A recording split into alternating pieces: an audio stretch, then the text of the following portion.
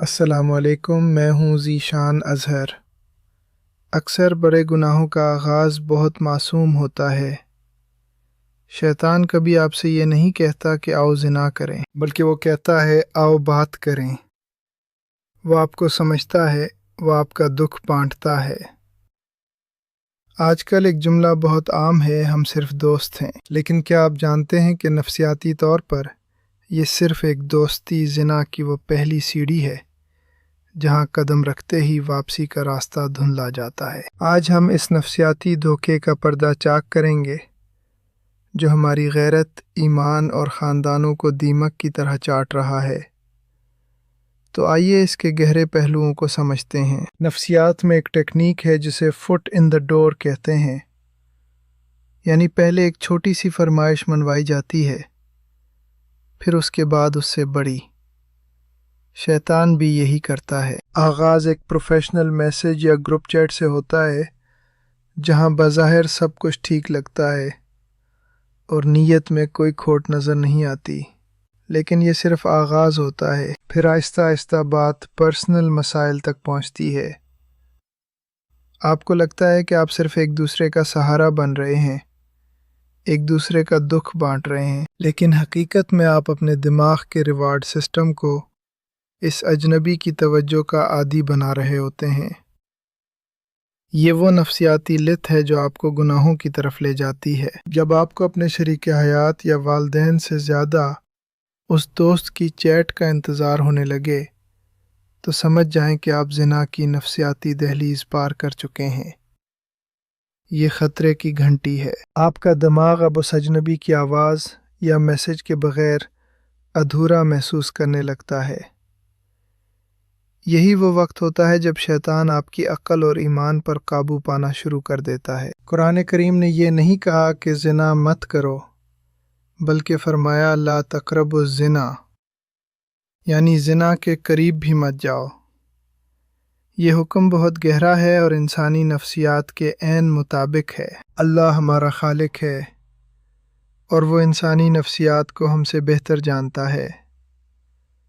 وہ جانتا ہے کہ مرد اور عورت کے درمیان غیر ضروری بے تکلفی ایک ایسی آگ ہے جو سب کچھ جلا کر راکھ کر دیتی ہے۔ جب آپ اکیلے میں چیٹ کرتے ہیں، ہنسی مذاق کرتے ہیں یا ایک دوسرے کو تصاویر بھیجتے ہیں تو آپ اس مقناطیسی کھنچاؤ کو دعوت دے رہے ہوتے ہیں جسے قابو کرنا پھر آپ کے بس میں نہیں رہتا۔ جسے آپ کیمسٹری کا نام دیتے ہیں، وہ دراصل شہوت کا وہ جال ہے جو شیطان نے آپ کی عقل پر ڈال دیا ہے۔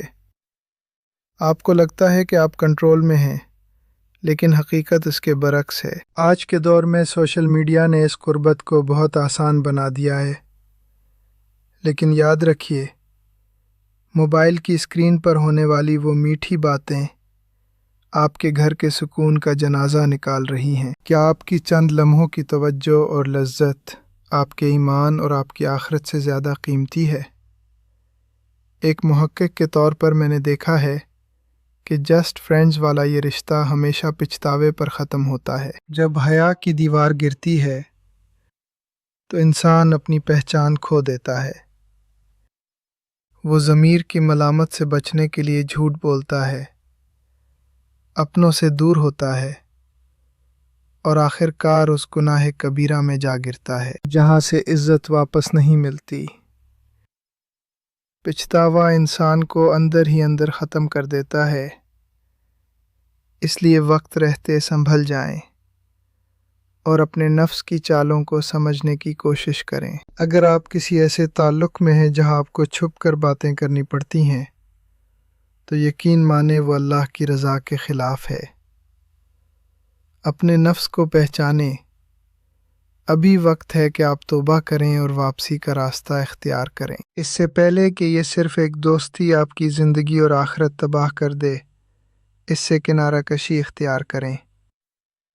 اللہ کی رحمت بہت وسیع ہے، وہ توبہ کرنے والوں کو پسند کرتا ہے۔ اللہ سے توبہ کریں اور اپنی حدود خود طے کریں۔ یاد رکھیے، رزق اور خوشی اللہ کے حکم میں ہے، گناہ میں نہیں۔ کردار کی مضبوطی ہی اصل کامیابی ہے۔ آپ کا اس بارے میں کیا خیال ہے؟ کیا واقعی صرف ایک دوستی ممکن ہے یا یہ محض ایک دھوکہ ہے؟ کمنٹس میں اپنی رائے دیں۔ میں ہوں ذیشان اظہر۔ اللہ حافظ۔ یاد رکھیے، آپ کی ایک چھوٹی سی غلطی آپ کی پوری زندگی کا سکون برباد کر سکتی ہے۔ اپنے ایمان کی حفاظت کیجیے اور ان نفسیاتی چالوں سے بچنے کی ہر ممکن کوشش کیجیے۔ اللہ ہم سب کو حیا اور ایمان کی زندگی عطا فرمائے اور ہمیں ہر قسم کے فتنوں سے محفوظ رکھے، آمین۔ کمنٹس میں اپنی دعاؤں اور آراء کا اظہار ضرور کیجیے گا۔ دوبارہ ملیں گے۔ اللہ حافظ۔